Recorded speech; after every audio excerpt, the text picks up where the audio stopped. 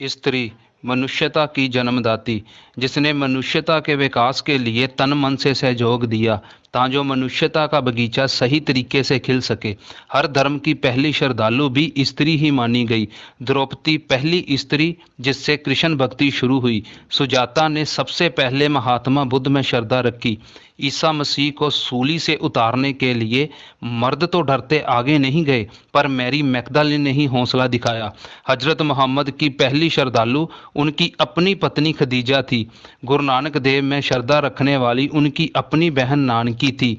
घर वालों ने तो रोगी समझकर वैद्य बुलाया, पर बेबे नानकी ही जानती थी कि ये खेल कोई आश्चर्यमय है। वैद्य बुलाया वैदगी, पकड़ ढंढोले बाँ, बोला वैद्य न जानी कर्क कलेजे माँ।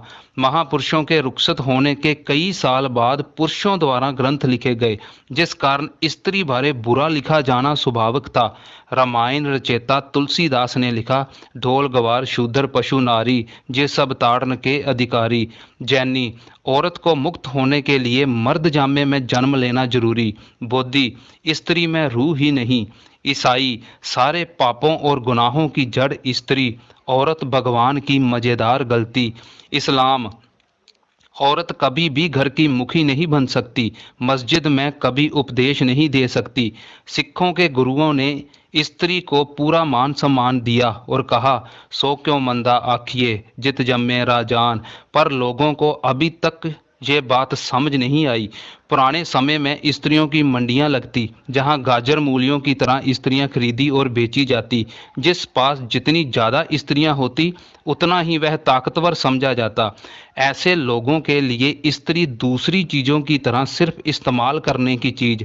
रस सोइना रस रूपा कामन रस परमल की वास। रस घोड़े रस सेजा मंदर रस मीठा रस मास।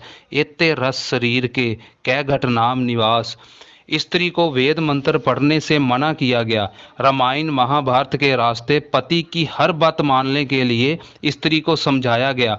फिर सीता को सारी उम्र का वनवास और द्रौपदी को 5-5 मर्दों को पति मानना ही क्यों ना हो। पति चाहे तो स्त्री को जुए में दांव पर भी लगा सकता। चीन में तो पत्नी के कत्ल पर भी पति को कोई सजा नहीं थी। मर्द औरत को कभी भी किसी भी काम में बराबर समझने के लिए तैयार नहीं था। अपने समय का मशहूर विचारक अरस्तु इसलिए स्त्री को हीन मानता था कि उसके दांत मर्दों से कम है, जबकि उसकी खुद की 2 पत्नियां थी। समय निकालकर अगर दांत गिन लेता तो उसका भ्रम निकल जाता। शादी से पहले लड़की पिता और भाई का हुक्म माने और शादी के बाद पति और पुत्र का। महात्मा बुद्ध के समय अम्रपाली जैसी सुंदर स्त्री को नगर वधू या वेश्या बनने के लिए मजबूर किया जाता। पति के मरने पर पत्नी का सती होना लाजमी, पर पत्नी के मरने पर कोई पति नहीं मरा। ये कैसा रिश्ता। पति पत्नी तो एक जोत और 2 शरीर होने चाहिए। धन फिर ए ना आखियन बहन इकट्ठे होए, एक जोत दोए मूर्ति धन फिर कहिए सोए। आज पश्चिमी देशों में स्त्री मर्द बराबर समझे जाते, पर इंडिया में अभी भी लड़कियां मारने की परंपरा जारी। पहले जन्म के बाद मारी जाती थी और अब जन्म से पहले। कई परिवार अपने कई बच्चों का कत्ल करते सिर्फ इसलिए कि उन्हें लड़की नहीं लड़का चाहिए। लोग भूल जाते कि जो बोया काटना तो वही पड़ेगा। ऐसे लोगों के घर पुत्र नहीं बाप ही पैदा होता। कातलों के घर कोई भक्त नहीं महाकातल ही पैदा हो सकता।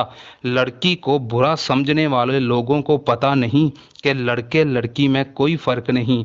आपे नर आपे फुन नारी आपे सार आप ही पासा। गुरमुख संगत सबे विचारो वाहो वाहो का बड़ा तमाशा। आज 21वीं सदी में हम बाहर से तो स्वतंत्र हैं, पर अंदर से अभी भी सदियों पुराने विचारों के गुलाम। कई आदमी तो इतने कट्टर कि अपनी पत्नी और बहन को आज के फैशन अनुसार कपड़े नहीं पहनने देते, पर वही कपड़े अगर किसी और स्त्री ने पहने हो तो काम वासना के तौर पर आंखें फाड़ फाड़ कर देखते। आज भी स्त्री की कीमत दहेज प्रथा से निर्धारित होती।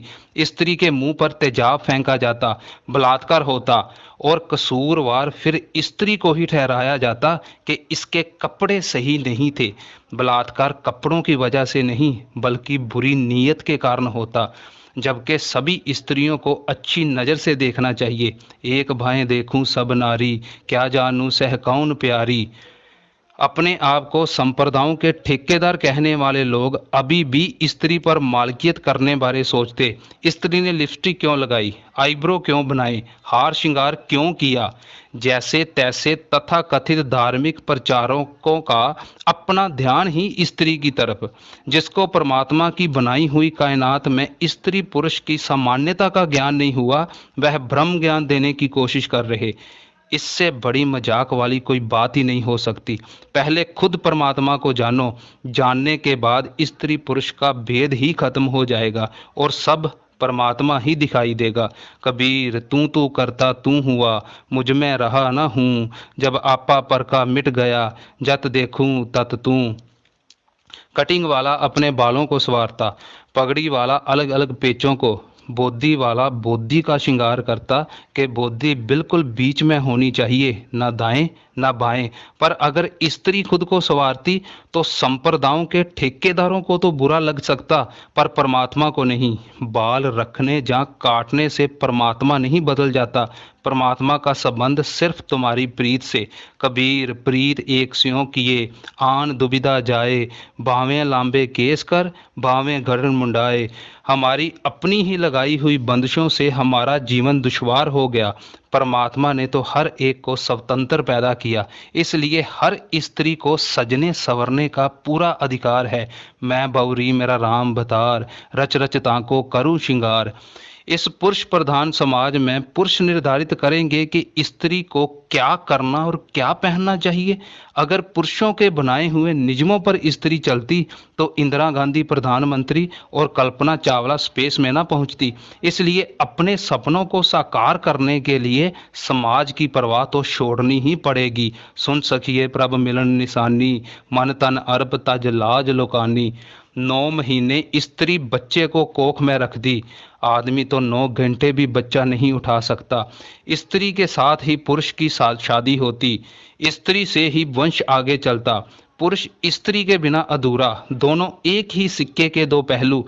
कोई स्त्री तरक्की की शिखरें तभी छूती जब उसको उसके अनुसार जीने दिया जाए। इसलिए स्त्री को बुरा कहने की बजाय उसकी इज्जत करनी सीखे और उसको अपनी जिंदगी जीने दो। बंड जमिए बंड निमिए बंड मंगन वे आओ, बंडो होवे दोस्ती बंडो चले राव। बंड मुआ बंड भालिए बंड होए बंदान, सो क्यों मंदा आखिए जित जमे राजान।